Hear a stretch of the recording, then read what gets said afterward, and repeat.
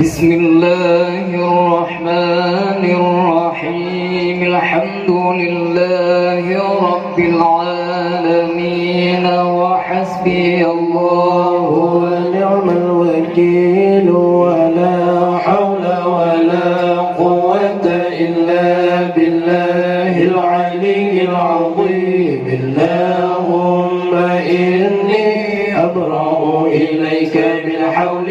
وقوتي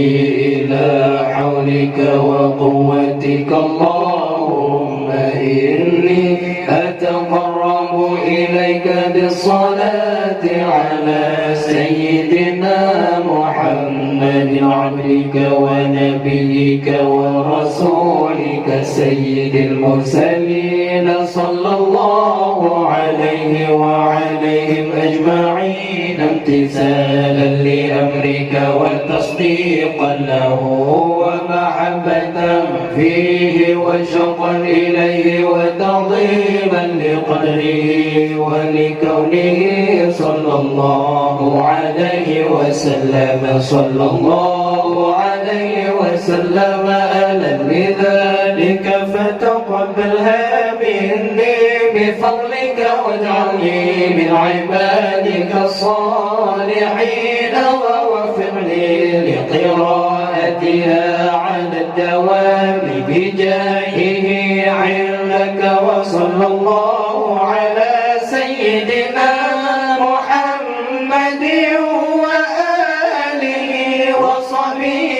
أجمعين اللهم إني نويت بصلاتي على النبي صلى الله عليه وسلم امتثالا لأمرك وتصديقا لنبيك سيدنا محمد صلى الله عليه وسلم ومحبة فيه وشوقا إليه وتعظيما لقدره ولكونه أهلا لذلك فتقبلها مني بفضلك وإحسانك وأزل حجاب الغفلة عن قلبي واجعلني من عبادك الصالحين اللهم زده شرفا على شرفه الذي أوليته وعزا على عزه الذي أعطيته ونورا على نوره الذي منه خلقته وأعلي مقامه في مقامات المرسلين ودرجته في درجات النبيين وأسألك رضاك ورضاه يا رب العالمين مع العافية الدائمة والموت على الكتاب والسنة والجماعة وكلمة الشهادة على حقيقتها بغير تبديل ولا تغيير واغفر لي ما ارتكبته بفضلك وجودك وكرمك يا أرحم الراحمين وصلى الله على سيدنا محمد وعلى آله وصحبه أجمعين وصلى الله على سيدنا محمد وآله وصحبه وسلم إلهي بجاه نبيك سيدنا محمد صلى الله عليه وسلم عندك ومكانته لديك ومحبتك له ومحبته لك وبالسر الذي بينك وبينه أسألك أن تصلي وتسلم عليه وعلى آله وصحبه وضاعف اللهم محبتي فيه وعرفني بحقه ورتبته ووفقني لاتباعه والقيام بآدابه وسنته واجمعني عليه وامتعني بريته واسعدني بمكالمته وارفع عني العلائق والروائق والوسائط والحجاب وشمل سمعي معه بلذيذ الخطاب وعيد التلقي منه وأرني لخدمته واجعل صلواتي عليه نورا نيرا كاملا مكملا طاهرا مطهرا ماحيا كل ظلم وظلمة وشك وشرك وكفر وزور ووزر وجعل سبب للتوحيد ومقال أنال بها على مقام الإخلاص والتخصيص حتى لا يبقى في ربانية لغيرك وحتى أصلح لحضرتك وأكون من أهل خصوصيتك مستمسكا بآدابه وسنته صلى الله عليه وسلم مستمدا من حضرته العالية في كل وقت وحين يا الله يا نور يا حق يا مبين يا حق يا مبين يا حق يا مبين وصلى الله على سيدنا محمد وآله وصحبه وسلم تسليما والحمد لله رب العالمين.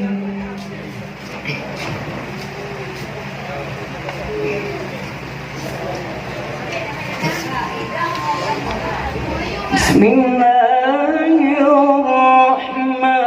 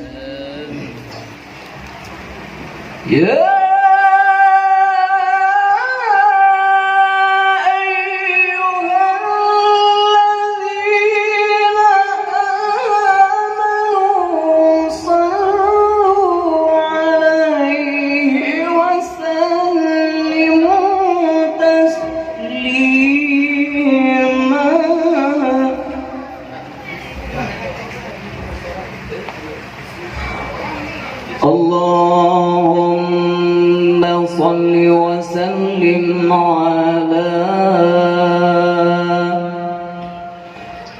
من اسمه سيدنا محمد صلى الله عليه وسلم سيدنا أحمد صلى الله عليه وسلم سيدنا حامد صلى الله عليه وسلم سيدنا محمود صلى الله عليه وسلم سيدنا وحيد صلى الله عليه وسلم سيدنا وحيد صلى الله عليه وسلم سيدنا وحيد صلى الله عليه وسلم سيدنا حاشر صلى الله عليه وسلم سيدنا عاقب صلى الله عليه وسلم سيدنا طه صلى الله عليه وسلم سيدنا ياسين صلى الله عليه وسلم سيدنا طاهر صلى الله عليه وسلم سيدنا مطهر صلى الله عليه وسلم سيدنا طيب صلى الله عليه وسلم سيدنا سيد صلى الله عليه وسلم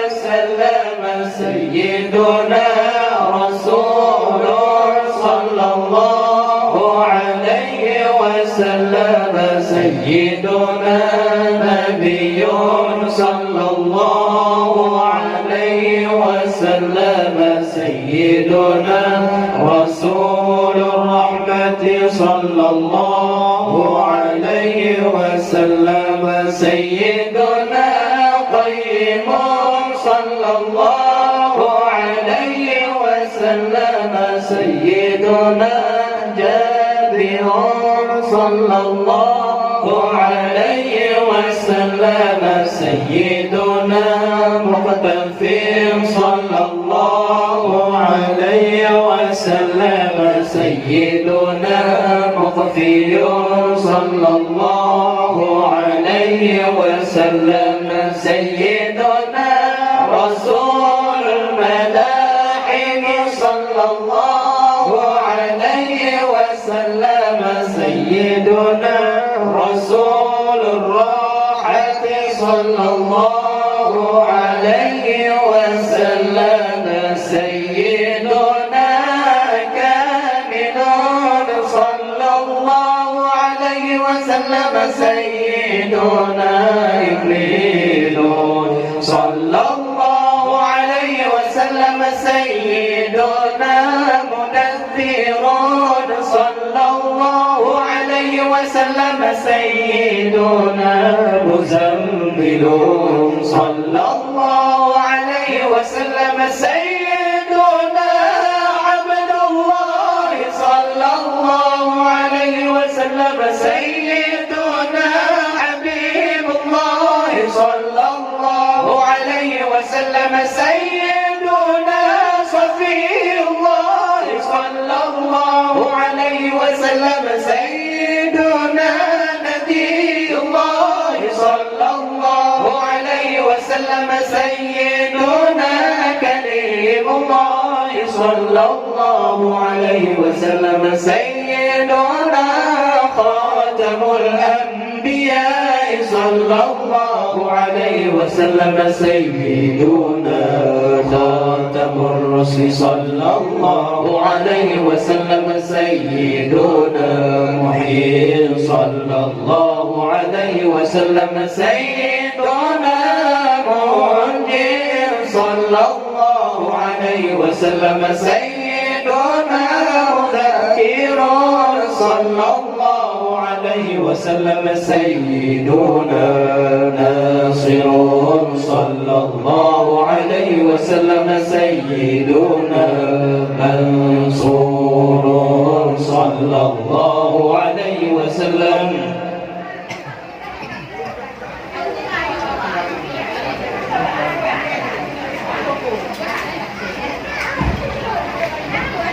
بسم الله الرحمن الرحيم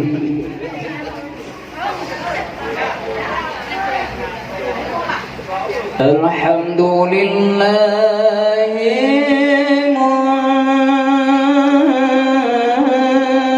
منشئ الخلق من عدم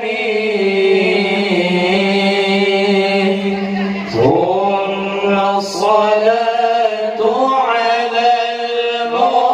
المختار في القدم آمن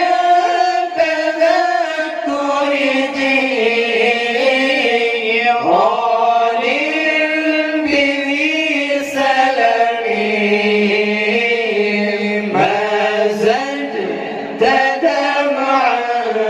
جرى من مقلة بدم أم حبت الريح من تلقاء كاظمة وأوبض المرء في الظلماء من إضمه فما لعينيك إن قلت ففهمتا وما لقلبك إن قلت استفق يهمي أيحسب الصبر أن الحب منكتم ما بين منسجمين منه ومضطربين لولا الهوى لم ترق دمعا على طللي ولا أرقت لذكر الباب والعلم فكيف تنكر حبا بعدما شهدت به عليك عدول الدمع والسقم وأثبت الوجد خطي عبرة وقنا مثل البهار على خديك والعالمين نعم سار طيف من أهوى فأرقني والحب يعترض اللذات بالألم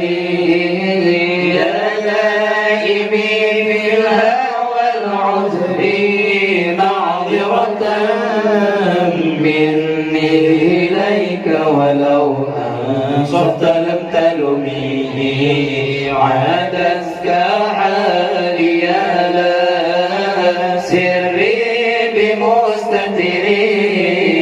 عن الوشاة ولا دائي بمنحسم ما حرتني النصح ولكن لست أسمعه إن المحب عن العزال في صنمي إن اتهمت نصيح الشيب في عدلي والشيب أبعد في نصح عن التهم فإن نارتي بالسوء من تعظت برجالها بنذير الشيب والهرم ولا عادت من الفعل الجميل طيرا ضيف ألم برأسي غير محتشم لو كنت أعلم أني ما أوقره كتمت سرا بدا لي منه بالكتم بل لي برد جماع من غوايتها كما يرد جماع الخيل بالنجم فلا ترم بالمعاصي كسر شهوتها إن الطعام يقوي شهوة النهم والنفس كالطفل إن تهمله شب على حب الرضاع وإن تفطنه ينفطم فاصرف هواها وحاذر أن توليه إن الهوى ما تولى يسمع أو يسمي